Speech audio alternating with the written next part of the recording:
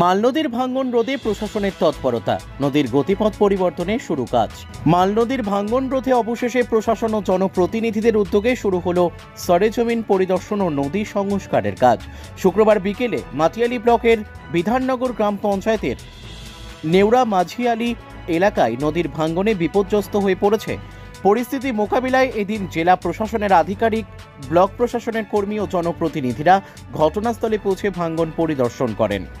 ভাঙ্গন রোধে জরুরি পদক্ষেপ হিসেবে প্রশাসনের তরফে জেসিবি মেশিন নামিয়ে নদীর গতিপথ পরিবর্তনের কাজ শুরু হয়েছে। নদীর জলধারা সাময়িকভাবে অন্যদিকে সরিয়ে দেওয়ার উদ্যোগ নেওয়া হয়েছে, যাতে বাঁধের ওপর চাপ কমে ও ভাঙ্গন নিয়ন্ত্রণে আনা যায়। স্থানীয় বাসিন্দাদের মধ্যে স্বস্তির সঞ্চার হয়েছে এই উদ্যোগে। এলাকাবাসীদের একাংশ জানিয়েছেন, দীর্ঘদিন পর প্রশাসন আমাদের সমস্যার দিকে নজর দিয়েছে। আমরা সত্যিই খুশি। আশা করছি এই কাজের ফলে ভাঙ্গন কিছুটা হলেও রোধ হবে। প্রশাসনের তরফে জানানো হয়েছে, নদীর জলস্তর কিছুটা কমে এলে স্থায়ী বাঁধ নির্মাণের কাজ শুরু হবে। এদিন জেলা পরিষদের সদস্য রেজাউল বাকি নিজে উপস্থিত থেকে পরিদর্শন ও কাজের সূচনা করেন। তিনি বলেন, আমরা সবসময় মানুষের পাশে থাকার চেষ্টা করি। এই বাঁধ ভেঙে গেলে বহু মানুষের ঘরবাড়ি ও ফসলের ক্ষতি হবে, তাই আপাতত নদীর গতিপথ নিয়ন্ত্রণের চেষ্টা চলছে। জল কমে গেলে আমরা প্রায় 2 কিলোমিটার দীর্ঘ শক্তিশালী বাঁধ নির্মাণের কাজ হাতে নেব। প্রশাসনের তরফে আরও জানানো হয়েছে, এই ভাঙ্গন প্রবণ এলাকাকে স্থায়ীভাবে রক্ষা করার জন্য দীর্ঘমেয়াদী প্রকল্প নেওয়া হবে।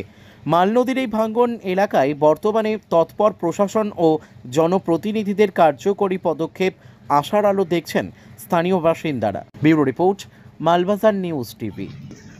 এটা আমরা অনেক চেষ্টা করে আমরা দেখলাম, যদি বৃষ্টি হয় বাঁধ ভেঙে গেলে প্রায় 40-50টা পরিবার ক্ষতিগ্রস্ত হবে। তাই অনেক তড়িঘড়ি করে বিডিও সাহেব যোগাযোগ করলেন, সভাপতি আমাদের রয়েছেন বাবু হাসান এবং আমরা পদক্ষেপ নিয়ে সঙ্গে আমাদের প্রধানরাও সহযোগিতা করছেন। বিক্রম রুন্ডাও এসেছিলেন কালকে, হয়তো আজকে আসবেন, করে যাতে অতি তাড়াতাড়ি নদীর গতিপথটাকে যতটা ঘুরে গেছে বাঁধে ধাক্কা না মারে সোজা করে দেওয়ার আমরা চেষ্টা করছি, টেম্পোরারিভাবে অল্প দিনের জন্য। এরপরে বর্ষা চলে গেলে আমরা সেটা বাঁধটাকে চেষ্টা করব একদম পার্মানেন্টভাবে মেরামত করে। প্রায় আমাদের ইচ্ছা আছে যে 2 কিলোমিটার এখান থেকে ধরে দীপক পঞ্চায়েতের বাড়ি পর্যন্ত যাতে নিয়ে যাওয়া যায়, সেটাই আমাদের চেষ্টা। না হলেও 1 কিলোমিটার তো হবেই, আমরা করব।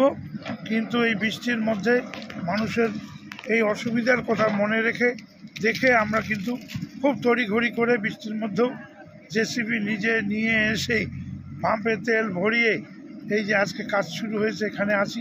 এখানে এলাকার জনগণরা আছে, দেখছে যে আমরা একটা খুব দ্রুত পদক্ষেপ নিলাম।